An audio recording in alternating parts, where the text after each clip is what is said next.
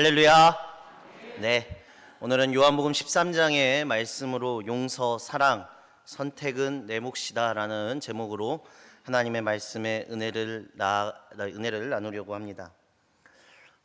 우리가 이 살아가는 이 삶 속에서 우리가 결국에는 우리가 이런 생각을 하죠. 어떻게 분별해야 하며 우리가 어떻게 살아야 하며 우리에게 놓여진 앞의 문제들과 여러 가지 선택들의 기로에서 우리가 어떠한 것을 선택하며 행하며 어떻게 살아가야 할지 정하고 우리는 매 순간순간 그 삶의 선택을 하고 정하며 그것을 결정하는 존재들이 바로 우리입니다. 그런데 우리는 특별히 신앙인으로서 매일매일의 삶에서 우리는 신앙인으로서 어떻게 살아야 할지를 한 가지 조건을 더 놓고 결정하게 되죠. 사랑하고 나누면서 섬기면서 살아가면 되지. 이게 굉장히 추상적인 말이잖아요. 우리가 교회 다니면서 어떻게 살아야 하냐 이렇게 물으면 우리 그렇게 얘기하잖아요. 서로 사랑하고 서로 섬기고 서로 나누면서 살아가면 된다. 그런데 삶의 문제에서 이렇게 추상적으로 우리한테 문제가 다가오지 않잖아요. 우리 앞에 놓여진 선택을 해야 되는 선택의 기로의 문제들은 정말 실존적이고 어떻게 살아가느냐, 나의 삶의 선택에 의해서 나의 인생이 달라지니까 말입니다. 여러 가지 우리들이 선택하는 데 있어서의 기준들이 있으실 겁니다. 삶에서 내가 어떠한 삶을 살아갈 때에 선택해야 되는 기준이 있어요. 그 선택하는 것들이 굉장히 복잡하지만 실제로 그리스도인들이 삶에서 선택하면서 살아가야 하는 것은 하나님의 방법입니다. 근데 하나님의 방법 너무 추상적이잖아요. 근데 그 하나님의 방법의 그 기준은 의외로 단순합니다. 어떤 기준을 놓고 우리가 선택하면서 살아가야 되냐? 주님의 말씀에 이런 게 있죠. 주의 말씀이 내 발의 등이요 빛이다 라는 말이 있습니다. 이 말씀은 단순하게 성경을 보고 성경을 읽으라는 뜻이 아닙니다. 주의 말씀이라는 것은 하나님의 말씀 안에 우리들이 살아갈 수 있는, 살아갈 때 선택하고 분별하며 행해야 하는 모든 것들이 예시되어 있다라는 말씀이에요. 다시 한번, 주님의 말씀 안에 우리의 삶의 모든 선택과 모든 삶의 행동들이 예시되어 있다라고요. 그러면 말씀을 따라 선택하면 그 선택이 옳은 선택이 되는 거예요. 히브리서에서는 이렇게 얘기하죠. 너희는 예수를 깊이 생각하여 행하라라고 얘기합니다. 사실 우리의 모델, 우리가 다 있잖아요. 위인, 모델, 우리는 각자 닮고 싶은 롤모델이라는 게 있지 않습니까? 그런데 사실 믿는 자들은요, 우리의 모델은 세상 사람이 아닙니다. 우리의 모델은 우리가 좋아하고 존경하는 사람도 아니죠. 우리는 우리가 좋아하는 사람을 더 따르고 존경하지만 사실 우리의 롤 모델이라고 할 수 있는 분은 오직 한 분입니다. 그게 믿는 자들이에요. 이 말씀 누군지 아시죠? 예수님을 얘기하는 거죠. 근데 그 예수님도 하나님 한 분만을 오로지 롤 모델로 삼으셨고 그가 사람이 떡으로만 살아가는 것이 아니라 하나님의 말씀으로 산다고 하시면서 하나님만 바라보는 삶을 예수께서는 살아오셨어요. 그러듯이 우리도 마찬가지죠. 예수를 롤모델 삼아 예수를 깊이 생각하며 예수와 함께 선택하는 것이 우리 믿는 자들의 선택이라는 겁니다. 그 아주 쉬운 말로 지금까지 얘기했던 걸 한마디로 한 문장으로 납축하면 우리가 삶을 살면서 예수님이라면 어떻게 하셨을까? 라는 이 기준을 가지고 있으면 돼요. 이게 우리 삶에 있어서 믿는 자들의 가장 큰 그리고 가장 중요한 삶의 기준이에요. 예수님이라면 어떻게 선택하셨을까? 예수님이라면 어떻게 사셨을까? 거기에 플러스 한 가지 더 큰 기준이 있습니다. 그건 뭐냐? 바로 나에게 맡겨진 것에 충성하는 것입니다.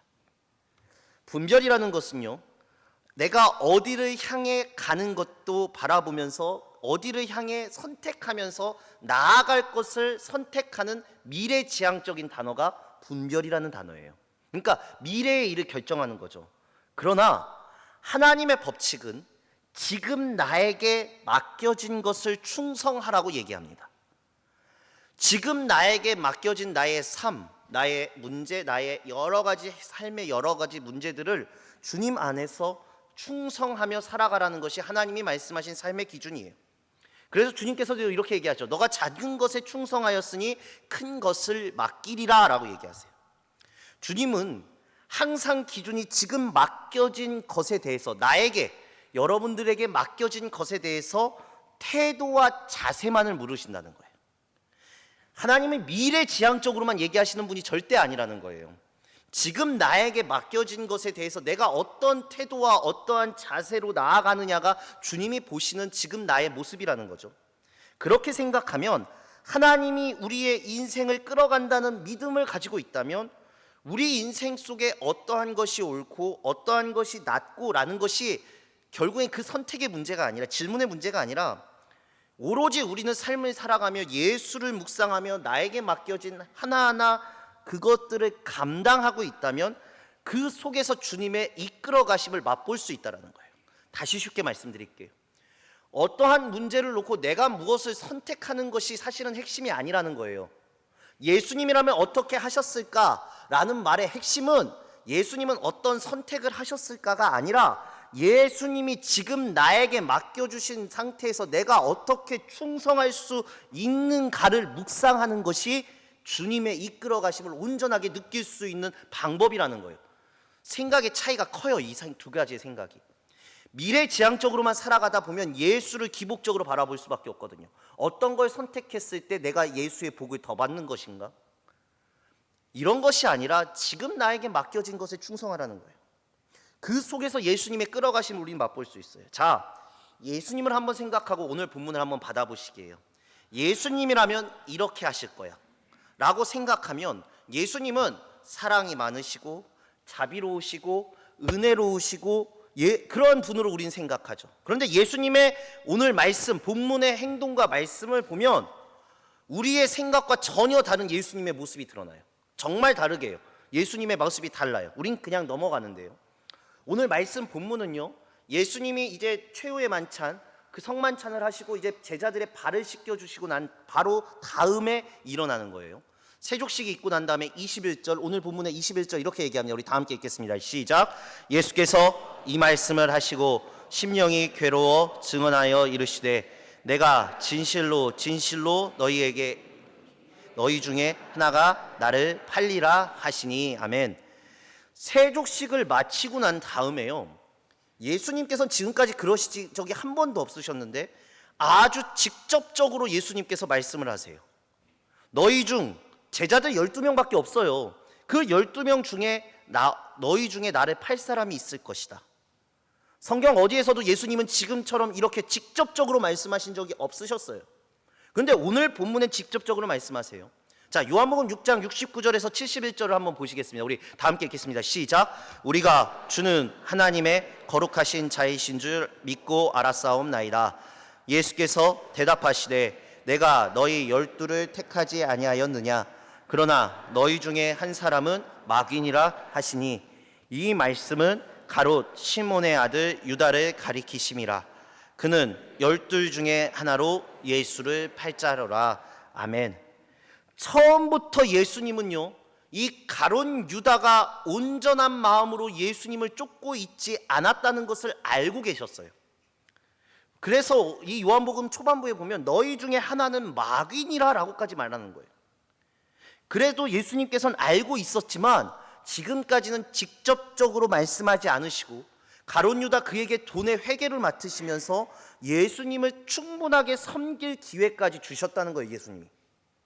그러나 오늘 예수님이 십자가에 달리시기 바로 직전에 예수님께서 너희 중 하나가 나를 팔자니라 하면서 직접적으로 말씀하세요. 왜 이렇게 말씀하실까? 조금 있으면 가룟 유다가 이것을 진짜 실행에 옮기려고 움직입니다. 그런데 그 마음을 이제는 작정했다. 예수를 팔기로 가룟 유다가 작정했기 때문에, 마음에 작정을 했기 때문에 예수님은 직접적으로 너희 중에 한 명이 나를 판다라고 얘기하세요. 이 마음을 먹는 순간, 이 직전에 예수님이 말씀하신 거예요. 자, 가룟 유다가 한번 대봅시다. 가룟 유다는 이 말을 듣는 순간 엄청 뜨끔했을 거예요. 그래서 22절에서 26절, 오늘 본문의 22절에서 26절에 보면 이렇게 얘기하죠. 제자들이 서로 보며 누구에게 대하여 말씀하신지를 의심하더라. 예수의 제자 중 하나가 곧 그 사랑하시는 자가 예수의 품에 의지하여 누웠는지라. 시몬 베드로가 머리짓하여 말하되 예 말씀하신 자가 누구인지 말하라 하니 그가 예수의 가슴에 그대로 의지하여 말하되 주여 누구니이까. 예수께서 대답하시되 내가 떡 한 조각을 적셔다 주는 자가 그니라 하시고 곧 한 조각을 적셔서 가롯 시몬의 아들 유다에게 주시니 라고 얘기합니다. 자, 이 장면을 제가 항상 말씀을 받으실 때 내가 그 자리에 있다고 생각하면 상상해 보시라고 말씀을 드립니다. 한번 이 상황을 상상해 보시게요. 우리가 화면 쪽으로 만들어 보게, 글자로만 하는 것이 아니라 예수님이 직접적으로 말씀하셨어요. 팔 사람이 있다.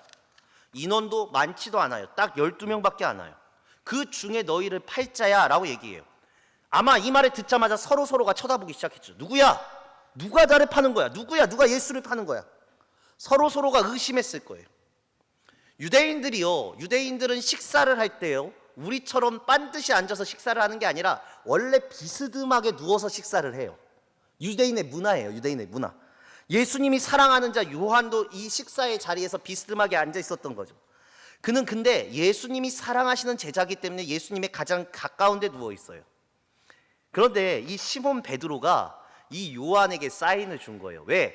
예수님을 이렇게 사랑하는 요한만큼은 예수님을 안 팔 자인 것을 베드로가 알았기 때문에 요한에게 물어보는 거죠. 빨리 저기 제자 빨리, 너 예수님 제일 사랑하니까 물어봐. 누가 팔 사람이야? 라고 물어본 거예요. 베드로가 요한 너가 예수님을 제일 사랑하는 자니까, 예수님이 너를 제일 아끼시는 자니까, 사랑하는 자니까 눈치를 주면서 예수님한테 물어보라고 해요. 그러니까 요한도 자신이 팔 자가 아니니까 베드로의 눈치를 딱 보고 예수님한테 바로 묻는 거예요. 예수님, 누가 팔아요? 그래서 예수님이 이렇게 얘기하는 거죠. 내가 떡 한 조각을 적셔다 주는 자가 파는 사람이다 라고 얘기하며 그 떡을 누구한테 줍니까? 가롯 유다에게 줍니다. 자, 이 생각을 정상적으로 한번 해보게요. 이 상황에서 떡을 받았어요. 가롯 유다가. 우리라면은 야, 저놈이 예수님을 파는 사람이구나. 그와 예수님을 못 팔게 11명이 똘똘 뭉쳐서 가롯 유다를 잡아갖고 묶어버리면 되는 거 아니에요? 그러면 이 사건 끝나잖아요. 안 그렇습니까? 정상적으로 생각해보게요. 누가 예수를 판다고 얘기를 했어요. 그러면은 정상적인 생각을 가진 사람이라면 그냥 그 제자들이 가롯 유다를 묶어버렸으면 못 팔아요. 그렇지 않아요?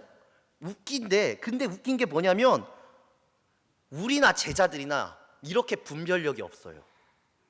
솔직한 예로 묶어버리면 끝나버려요. 예수님 안 팔립니다. 그런데 이 떡을 받은 자가 예수를 팔 자라고 예수님이 말씀을 해주셨는데 그게 가롯 유다임을 알고 막았어야 되는데 27절부터 29절 한번 보세요. 제자들이 어떻게 하는가? 자, 27절 29절 같이 읽겠습니다. 시작. 조각을 받은 후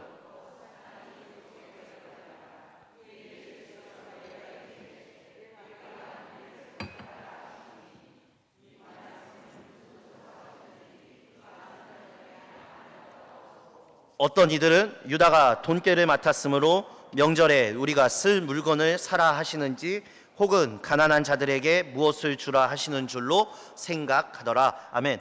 자, 제가 좀 심하게 말하면 이게 도대체 머리가 있는 사람들일까요?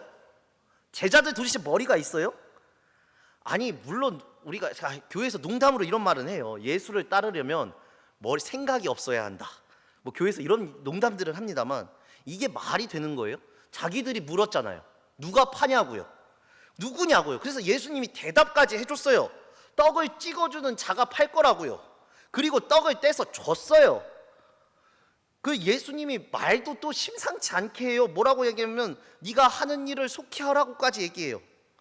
그러면 이 떡을 받았잖아요. 근데 이 떡을 받은 유다를 아무도 의심하지 않아요. 그러면 유다만 우선 생각합시다. 얘네들, 여기 제자들 빼고요. 유다는 어떤 생각이었을까요? 예수님이 떡을 딱 찍어주면서 가룟 유다에게 네가 할 일을 속히 하라라고 했을 때 유다의 심정은 어땠을까요? 그리고 아까 제가 계속 강조하지만 이러면 가룟 유다가 예수를 팔 걸 알아야 되는데 제자들이 어떻게 생각하냐면 저거 내가 해야 될 일을 속히 하라라고 예수님이 하시는 거 보니까 예수님이 무슨 심부름을 시키셨나 보다 이렇게 생각하고 있는 거예요. 제자들 11명이. 이게 지금 말이 되는 상황입니까, 여러분? 아니, 조금만 깊게 보시게요. 물어보고 대답까지 해줬는데 예수님이 뭐를 좀 시켰나 보다. 아니 그러면은 떡을 찍어서 팔아 준다는 사람들은 어떻게 돼버린 거예요? 자신들의 질문, 자기가 한 말도 왜 모르고 있냐고요. 제자들은. 이건 무슨 상황을 얘기하냐면요, 제자들의 모습을 우리들이에요. 우리는 기가 막히게 이렇게 듣고 싶은 것만 들어요. 듣고 싶고 들을 것만 들어요. 아니 예수님이 처음에 이렇게 말씀을 하셨는데, 처음에 내가 그 사람이라고 얘기하셨는데 뭐 가난한 자에게 누구 무엇을 나눠주라 하셨나? 예수님이? 아니 이렇게 생각할 수, 오해할 수 있는 것 자체가 뭐냐면 그런 거죠. 제자들은 이런 생각을 하죠. 아, 예수님이 가룟 유다에겐 회개를 맡겼으니까 제가 가룟 유다가 배신할 사람이었으면 돈을 가지고 튀었겠지, 도망갔겠지. 아니 회개를 맡으면서 예수님의 실제적인 걸 도왔던 가룟 유다가 설마 예수를 팔았겠어라는 이런 아둔한 생각까지 가는 거예요. 예수님한테 질문을 했는데. 그리고 가룟 유다는 그것을 받고 밖으로 나가버려요. 심지어 이게 요한이요, 사도 요한도요, 당시에 이 상황을 이해하지 못했어요. 제자들처럼. 그러나 후에 이 의미를 깨달은 거예요. 가룟 유다가 그냥 나가는 이유에 대해서 사도 요한이 이 당시에는 몰랐다고요. 시간이 지난 후에 가룟 유다가 배신한 이후에 그 사건의 의미를 사도 요한이 느끼기 시작한 거예요. 그러면서 이 사건이 기록된 사건이에요. 왜? 예수님이 왜 이 말씀을 하셨느냐가 오늘 말씀의 중요한 거예요. 예수님이 내가 할 일을 속히 하라라는 이 말이 사도 요한에겐 엄청나게 깊은 의미예요. 우리가 그냥 넘어가는 오늘의 이 본문이 우리 아무도 잘 몰라요. 이 이야기 잘 모릅니다. 예수님의 고난 스토리에서 이 이야기 잘 모르고 그냥 넘어가는데, 오늘 말씀에 진짜 중요한 말이 담겨 있어요. 내가 하는 일을 속히 해라예요. 우리가 조금만 생각을 바꿔보면, 적어도 우리가 아는 사랑의 예수님이라면 떡을 떼어 주시면서 가룟 유다에게 너 기도해라, 너 회개해라, 이게 마지막 기회니라, 돌이킬 수 있는 마지막 기회니라, 이 떡을 떼고 받고 너의 일을 돌이켜라 라고 우리가 생각하는 예수님은 그렇게 하시지 않으실까요? 사랑의 예수님이니까.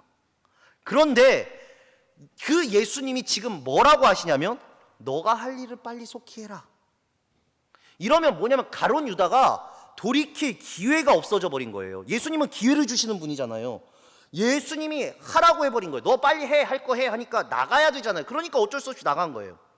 어쨌든 예수님에서 3년을 따랐고 회개였고 자기 옆에서, 예수님 옆에서 그렇게 도와줬던 사람이라면, 만약 예수님이라면, 그 사랑이 많고 세족식까지 하시면서 섬김의 예수님이라면 마지막 기회를 주실 뻔도 해요. 안 그렇습니까? 가룟 유다에게 돌이킬 수 있는 기회를 주실 뻔한데 너가 날 팔 걸 알아, 그러니 빨리 해 라고 해버리는 거예요. 차라리 우리가 아는 예수님이라면 너 내가 팔 걸 아니까 그만해, 회개해 라고 할 건데, 이 경고도 듣고 만약에 가룟 유다가 뛰쳐나갔다면 가룟 유다가 잘못된 사람이 맞는 거죠. 그런데 오늘 가룟 유다에게 예수님이 하는 말을 보시라고요. 우리가 그냥 넘겼던 말, 네가 할 일을 속히 해라. 우리가 아는 예수님하고 전혀 다르지 않습니까? 우리는요, 예수님에 대해서 착각을 해요. 착각을 한다는 게 뭐냐면 내가 받고 싶은 예수님의 모습만 받아들여요. 내 마음에 남기고 싶은 예수님의 형상만 내 마음속에 남기고 있어요. 목사님들이요, 다른 목사님들이 설교할 때 제일 어려운 설교가 뭐냐면은, 주제가 뭐냐면 죄에 대한 설교라고 다 입맞춰서 얘기해요. 죄에 대한 설교라면 성도들이 그렇게 싫어한대요. 성도들이 좋아하는 설교는 축복 설교래요. 그래서 늘 얘기해요. 기복신앙이 잘못되었습니다 라고 말하지만 기복에 대한 설교를 해야 성도님들한테 은혜 받았다라는 말을 많이 들으니까 어쩔 수 없이 해야 된대요. 그래서 어렵대요, 죄에 대한 설교를 하기가. 왜요? 사실은 우리가 복받기를 원하니까요. 내가 죄인인 걸 알아요. 내가 죄인인 걸 알지만 그걸 지적당하면, 설교를 통해, 말씀을 통해 지적당하면 불편하잖아요. 예수님이 바리새인에 대해서 얼마나 왜 분노하셨습니까? 회개하라 이 독사의 자식들아 라는 말을 우리나라 말로 제대로 번역해 보면은 진짜 심한 욕설에서 제가 강대상에서 말할 수도 없어요. 예수님은 바리새인들에게 그렇게 욕하셨어요. 그렇게 강하게 얘기하셨어요. 거침없이 욕을 하셨고 거침없이 화를 내셨던 분이 예수님이에요. 왜 사랑이 많으신 예수님께서 그런 표현을 쓰셨고 오늘 왜 가룟 유다에게 이렇게 말씀하셨냐고, 기회를 뺏어버리셨냐고요. 예수님의 의도가 무엇일까요? 예수님이 사랑이 없으셔서 하신 행동이었을까요? 아니죠. 이 말의 의미를 좀 깨달으셔야 돼요. 26절, 27절 우리 다시 한번 읽어보겠습니다. 같이 읽겠습니다. 시작. 예수께서 대답하시되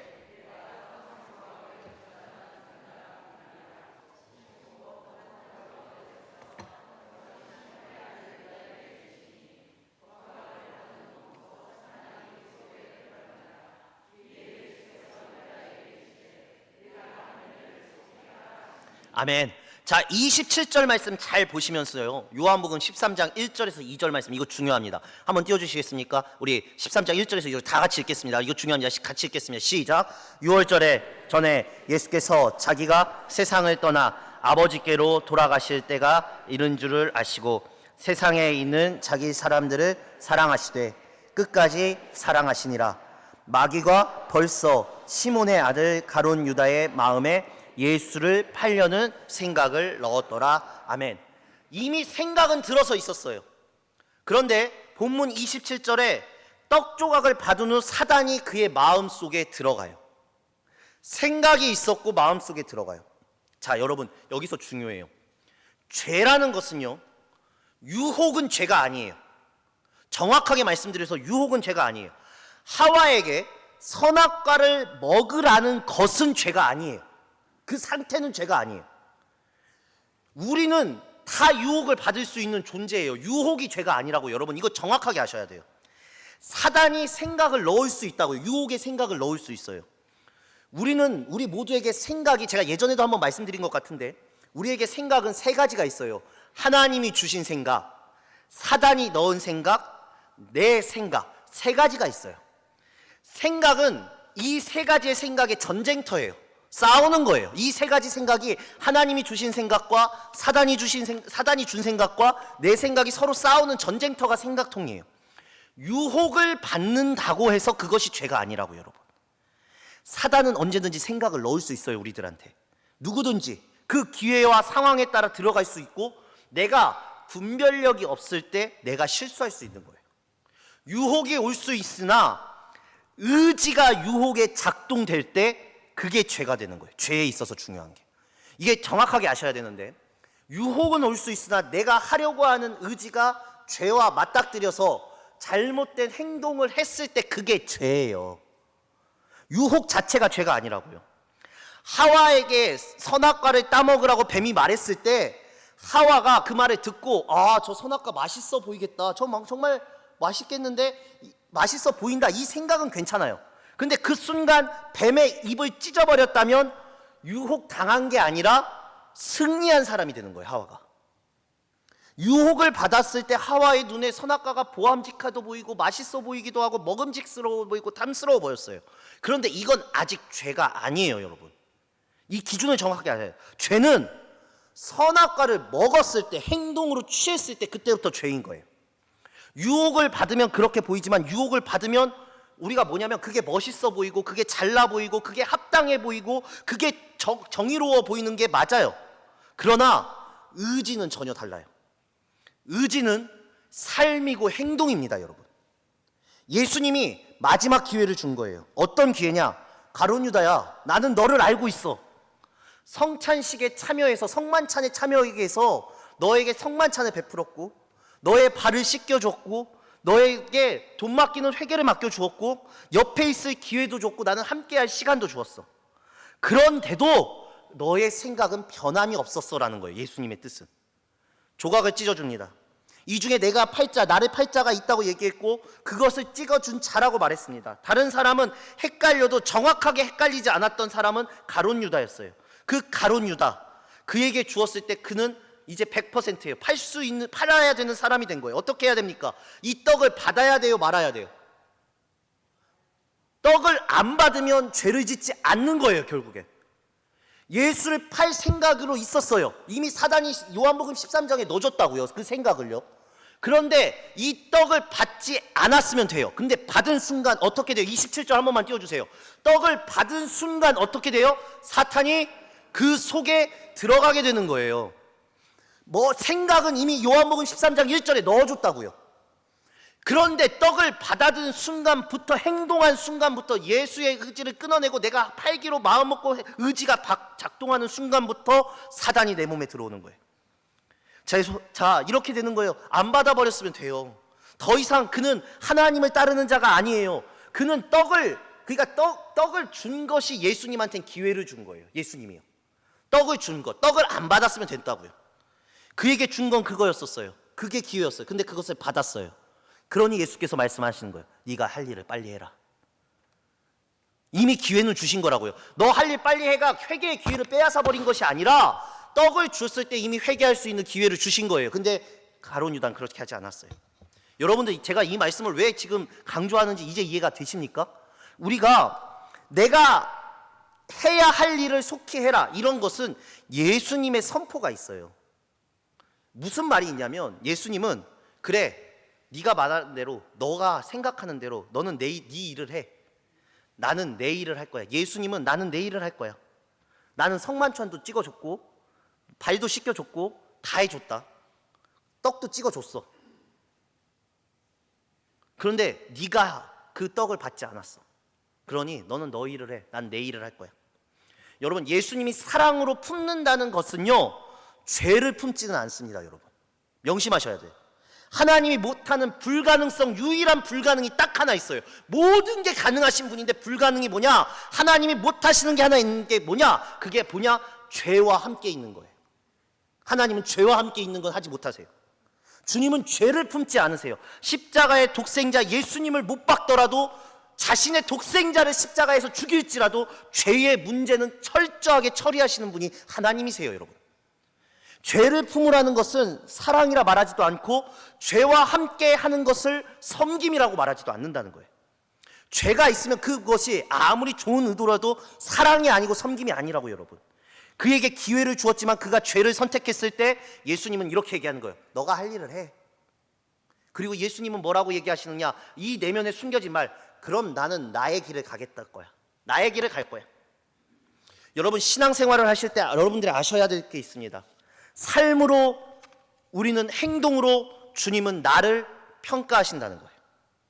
무엇을 하겠다, 어떻게 하고 있다, 내가 어떤 마음이다, 이런 게 중요한 게 아닙니다. 신앙에 있어서든 중요한 건, 제가 오늘 길어질까 봐 성경 말씀 다 찾지 않겠지만 마태복음 25장의 달란트 비유, 마태복음 21장에 아버지가 포도원 가서 일하라고 했더니 맏아들은 가지 않겠다고 하고 둘째 아들은 싫다고 했다가 나중에 후회하고 뉘우쳐서 갔는데, 예수님이, 아버지가 그렇게 얘기하죠. 너희들보다 세리와 창녀가 먼저 하나님 나라에 들어갈 것이다. 중요한 건 무엇이냐? 마음이 아니라 가고 있는 행동과 의지라는 거예요. 그러면 여러분들은 어떠십니까? 오늘 제가 마음속 깊은 곳에 여러분들의 죄성을 놓고 질문하겠습니다. 여러분들은 어떤 마음을 가지고 어떤 의지로 살아가시냐는 거예요.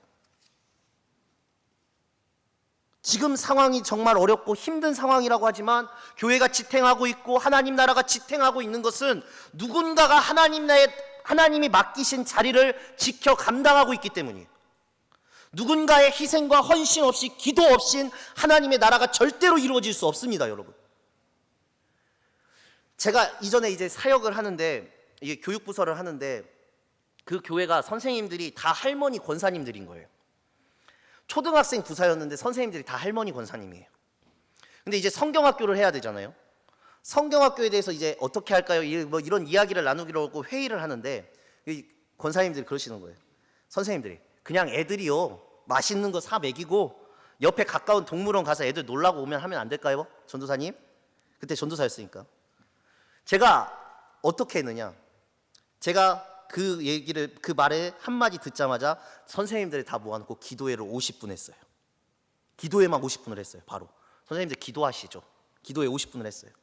그러놓고 성경학교에 대한 거 한마디도 안 했어요. 기도회만요. 한 기도회 10분이 지났을까요? 이제 권사님들이 서로 눈치를 봐요. 그래서 제가 이런 눈치겠죠. 저 어린 전도사가 무슨 회의를 하자고 모으더니 기도회만 계속하고 지금 끝낼 생각을 안 하네. 다들 표정이 좋지 않으신 거예요. 제가 50분 끌고 갔어요. 제가 말했어요. 그 다음 50분이 딱 끝난 다음에 이렇게 얘기했어요. 자, 성경학교 어떻게 할까요? 그랬더니 또 똑같은 말씀을 하시는 거예요. 그냥 맛있는 거 먹이고 그냥 동물원 가시죠, 이러는 거예요. 그래서 제가 어떻게 했을까요? 기도회를 1시간 해버렸어요. 기도회를 1시간 해버렸어요. 그리고 나서 얘기를 했어요. 그러니까 이제 권사님들이 눈치를 채신 거죠. 아, 저 맨날 저 전도사 웃기만 하더만, 웃고 막 아이고 우리 방글방글 싱글싱글 인사하니까 인사하더니 조금 심기가 뒤틀어지니까 기도로 조져버리네, 이러시는 거겠죠 아마. 안 되겠다 그러시는 거예요. 그래서 전도사님 어떻게 하고 싶으신데요? 그래서 우리 기도도 하고 애들하고 이런 것들 다 하고 그렇게 얘기했었어요. 그랬더니 권사님들, 아니 섬길 사람도 없고 저희는 나이가 많아서 하겠다고, 해야 됩니다 권사님.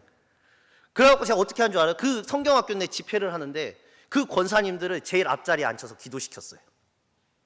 우리 권사님들 아니니까 기분 나쁘게 드시지 마시고. 그래서 앞에서 막 기도하시라 그랬어요. 기도하시라고.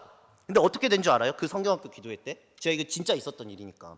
기도회를 하는데요, 한 권사님이, 제가 그러는 거예요. 저가 이제 애들한테 기도를 하면서 앞에서 기도하는 권사님 봐라 하면서, 제가 그때 그랬어요. 그때 전도사 때 제 잘못과 제 죄에 대해서 얘기하니까 진짜 있었던 일인데, 한 권사님이 일어나서 저가 잘못했습니다. 그 선생님인데 저도 죄악을 저질렀습니다. 저도 이런 죄를 저질렀고 이런 마음으로 성경학교 준비했고 내가 너무 인간적으로 살아왔습니다. 눈물로 고백을 하시는 거예요. 그리고 나서 일어난 진짜 일이 무엇이냐면, 초등학교 애들이 눈물을 흘리면서 기도를 하더라고요. 저는 그때를 지금도 느낄 수 있고 제가 지금도 그것은 간증합니다.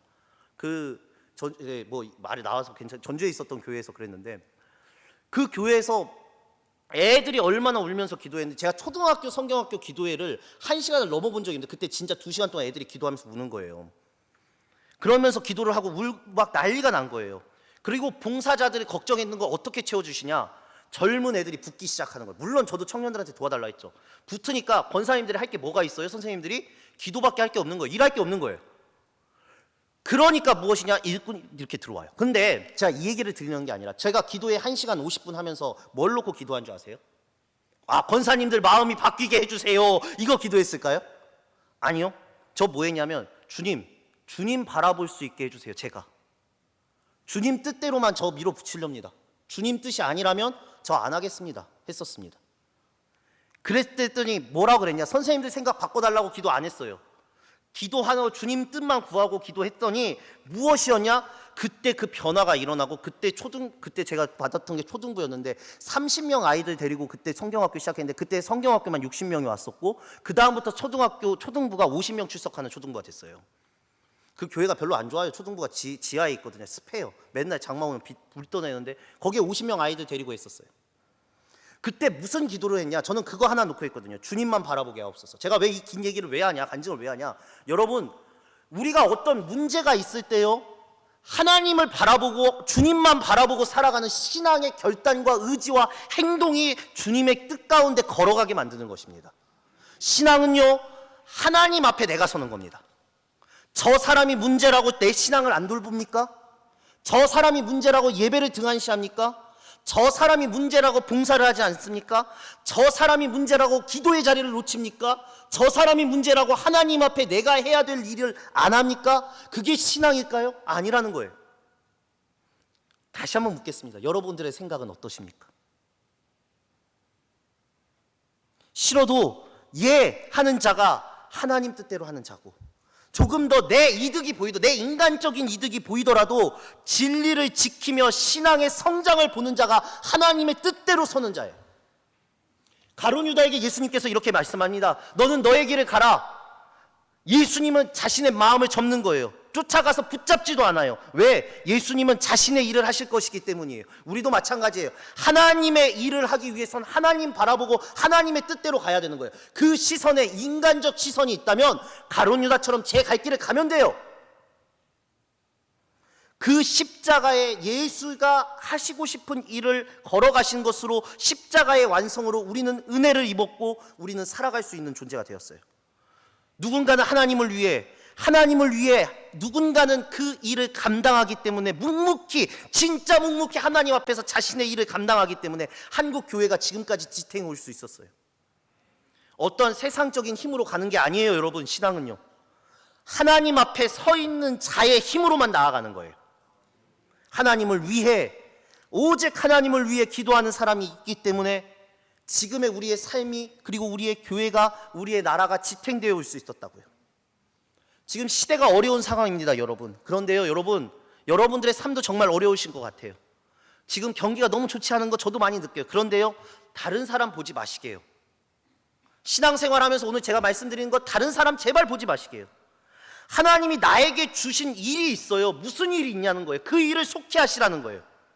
내가 주어진 일을 했을 때 그것이 하나님의 뜻이라면 예수의 길을 걷는 것이고요, 가룟 유다의 뜻이라면 가룟 유다의 결말대로 가는 거예요. 내가 그 길을 가면 내가 은혜가 되고 내가 회복이 되고 나를 통해서 하나님의 놀라운 은혜가 흘러가게 될 수밖에 없어요. 그리고 결정적인 게 뭔지 아세요? 그 결정, 그 신앙의 분별은 후에 절대로 나쁜 열매로 맺히지 않아요. 하나님 앞에 행해야 되는 일들을 우리 성도님들 감당해내실 수 있기를 간절히 소망합니다. 말씀 정리하면 한마디만 드릴게요. 용서와 사랑, 그리고 우리가 살아가는 삶의 분별력, 선택은 내 몫입니다. 주님께서는 성찬식도 베풀어 주셨고 발도 씻겨 주셨고 떡도 찍어서 주셨습니다. 그것을 선택하고 회개하고 돌이켜서 다시 온전한 선택을 하실지, 아니면 가룟 유다처럼 떡을 받아 가룟 유다의 길을 걸으실지의 모든 선택의 몫은 나에게 있는 거예요. 기도하십시오. 오로지 우리 교회가 기도할 때에, 내가 기도할 때에 하나님 앞에 선 코람데오로서의 삶을 살아가고 주의 은혜를 받는 우리 교회, 우리 성도님들 되실 줄을 주님의 이름으로 간절히 믿고 의지하며 고백합니다. 그 고백으로 살아가시길 주님의 이름으로 간절히 부탁드립니다. 기도하시겠습니다. 주님, 나에게 맡겨진 내 몫을 살아가길 원합니다. 주님께서 나에게 베풀어 주신 은혜를 깨닫기를 원합니다. 선택은 내 몫입니다. 나쁜 사단의 생각이든 주님의 생각이든 생각은 언제든지 싸울 수 있습니다. 그러나 나의 의지가 옳은 주님의 의지로, 주님의 뜻 가운데로, 진리의 빛길 가운데로 나아갈 수 있도록 인도하여 주시옵소서. 예수님의 이름으로 기도드립니다. 아멘.